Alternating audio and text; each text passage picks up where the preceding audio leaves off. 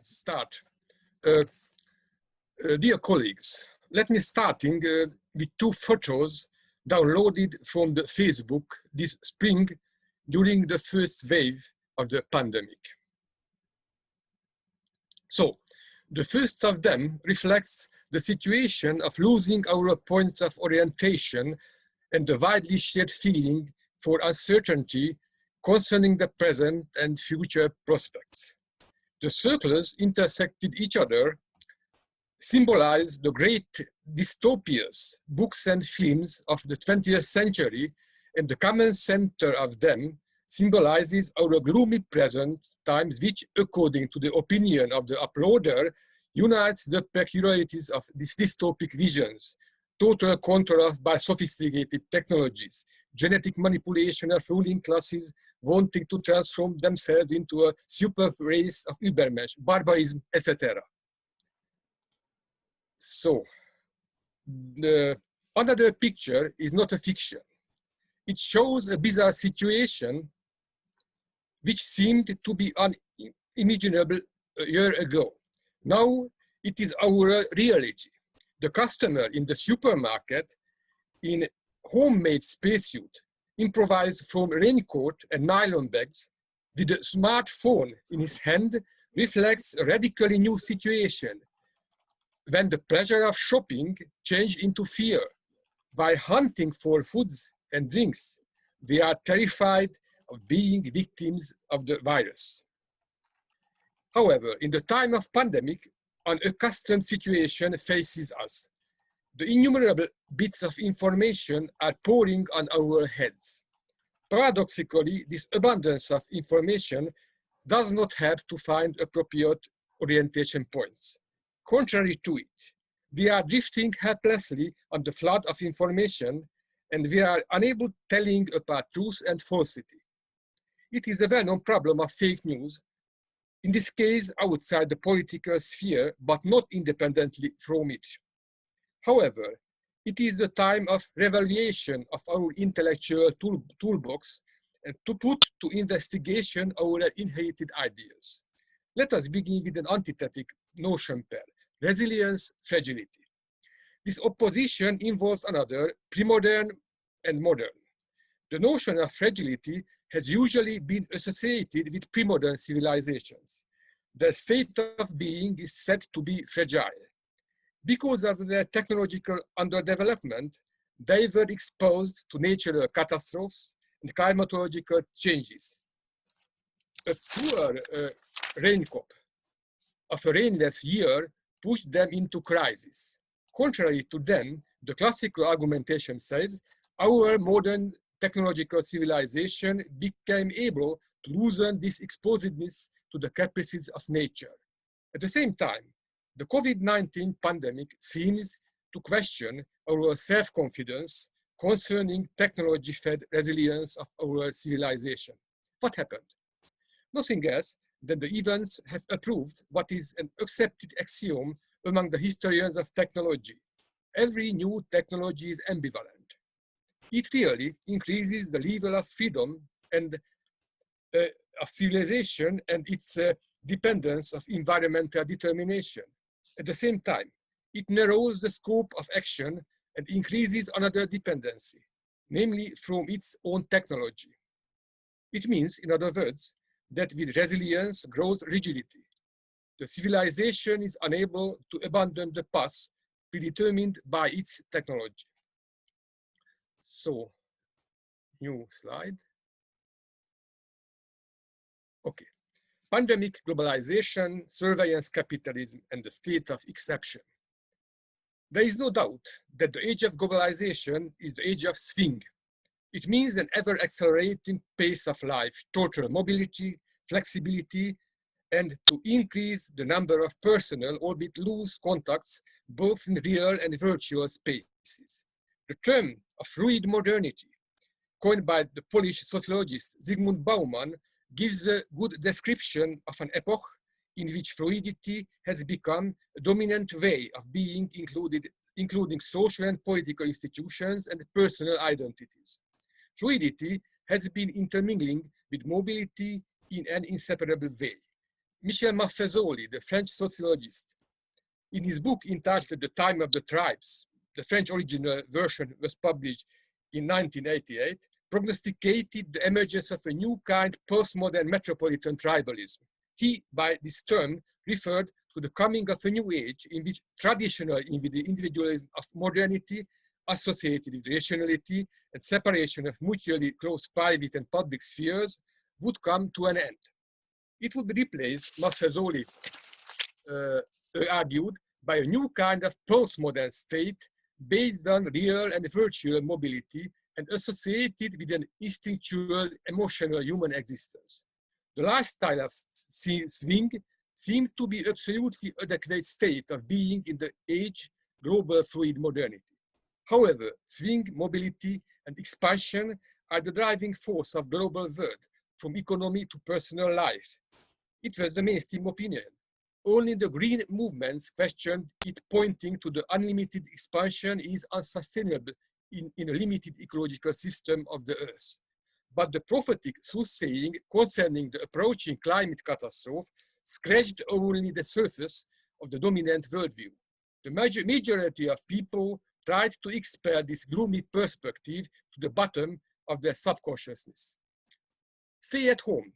The first commandment of our pandemic time totally contradicts to the life philosophy of swing and mobility.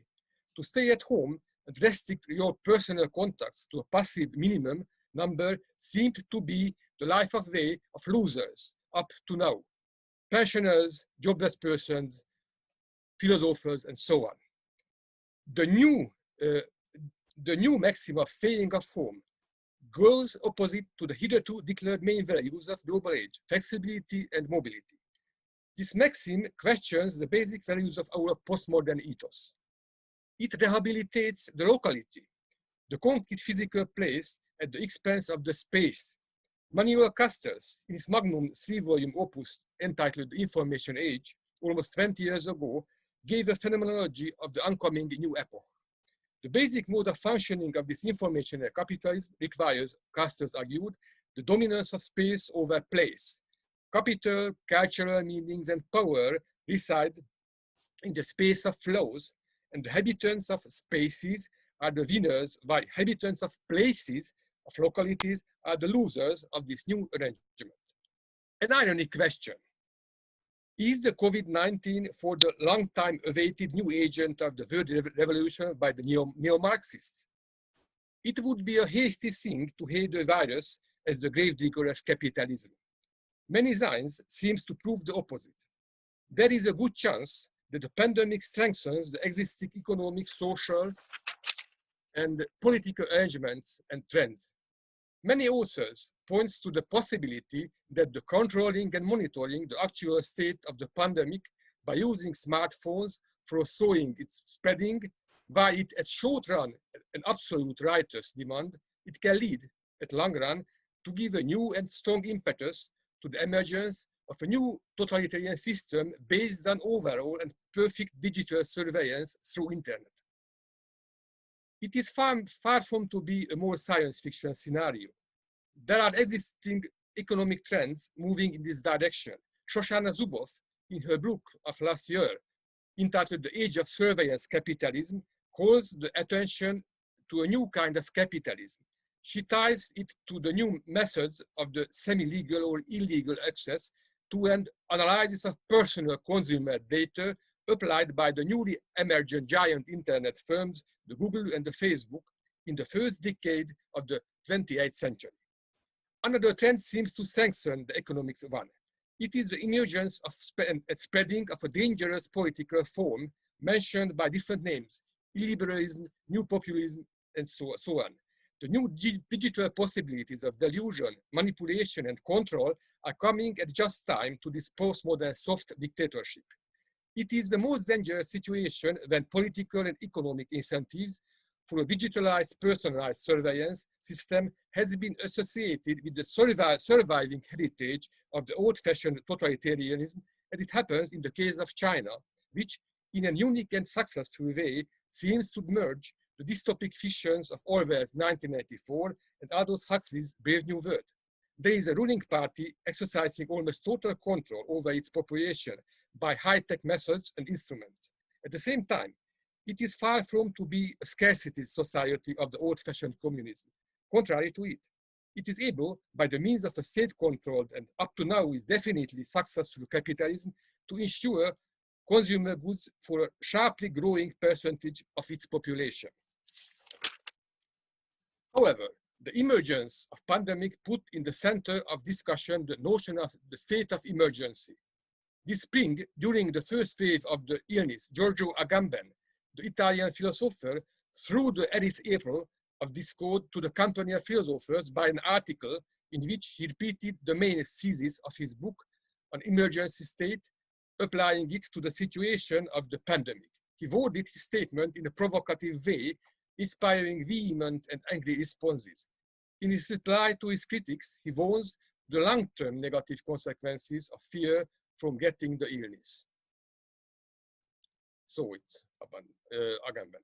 The core of his train of thought is the contrasting of biological existence and social existence. Keeping distance because of the preservation of biological existence and the extraordinary measures coming from it are bearing the possibility of transforming the state of existence into the normal, lasting way of life. So what he's interested in are the long-term consequences. This situation, he argues, enormously strengthens the control possibilities of biopower exerted by state. Agamben is not alone with his opinion. Many thinkers call the attention to the new technological devices. For instance, the monitoring of the bodily states, blood pressure, temperature, and so on, of the smartphone holders in China is the first step of a new type of surveillance. It is the under the skin of surveillance. This reflection leads back to the problem of technology. Dwivedi and Shai Mohan, Indian philosophers, contribute to the debate provoked by Agamben. In the spirit of Nietzsche and Heidegger, are writing about an age shift of modernity. So, conjecture of the death of God and the birth of mechanical God. What we need? A new way. So, it's a long quotation. Okay. I am jumping. What we need? A new way of life based on equilibrium, the rehabilitation of locality, and a controlled human-phase globalization. It can be reasoned the pandemic is an effect, or with different words, under the face of the climate crisis we have been talking about since years.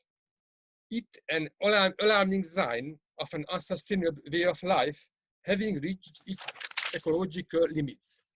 Everyone is waiting for the vaccine, putting end to the spreading of the disease. And it is an absolute, understandable, and justified desire. Who would like more suffering and death? The answer is evident: nobody, if she or he is not wicked or crazy. At the same time, it reflects the dominant way of thinking our hyper-sophisticated technological civilization. We are deeply convinced that every problem has a technological solution, or putting it firmly, that every problem has only a technological solution. This approach involves the refusal of responsibility for changing our lives. It confirms the illusion that after the epidemic, we can return to the accustomed way of life. Business will go as usual. There is another temptation rooted in our state of exception determined by present situation. It is the false solution of escape to digital spaces. It can be said again, it is necessary and justified momentary solution, but it is very dangerous illusion that we can leave behind the problems of requirements of our physical presence. We are human beings with physical material bodies, invested with possibilities, responsibilities, rooted in the fact of our physical existence. We cannot upload our personality to the Facebook and change into pure digital beings. We need to live in physically existing, tangible and olfactory concrete places. We have not only brains, but feet and hands with fingers, deserving more than the manipulating with them the display of smartphones. So my last slide and conclusion. What it seems to be most needed is to get a new equilibrium. Sorry. Yes, new equilibrium, as I said.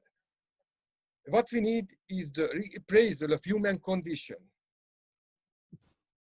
Globalization up to now has frequently been imagined as an irresistible natural force which can be influenced by human agency.